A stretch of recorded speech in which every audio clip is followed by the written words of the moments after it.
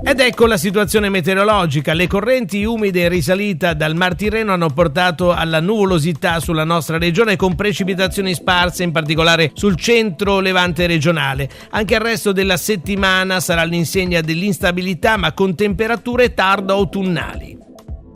Ancora piogge sul levante ligure, ma nuvolosità irregolare anche a ponente. Durante il pomeriggio, specialmente sulla costa, si potranno avere delle locali piogge. Infine, deboli piovigini sono previsti in serata dal Genovese in estensione al Savonese orientale e alle aree interne limitrofe, con accumuli pressoché irrisori.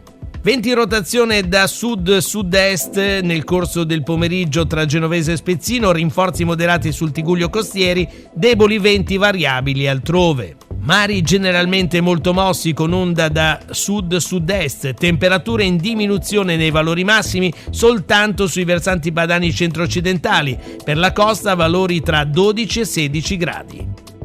Per domani, mercoledì 14 gennaio, i tecnici della Limet prevedono una giornata caratterizzata ancora da nuvolosità serrata su tutta la regione, locali piovaschi sul medio ponente tra tarda nottata e prima mattinata e sul Genovese orientale nel pomeriggio, mentre saranno possibili schiarite sull'estremo ponente. Venti deboli o moderati da sud-sud-est sul centro levante costiero, dai quadranti settentrionali a ponente, mari generalmente mossi, temperature stazionarie.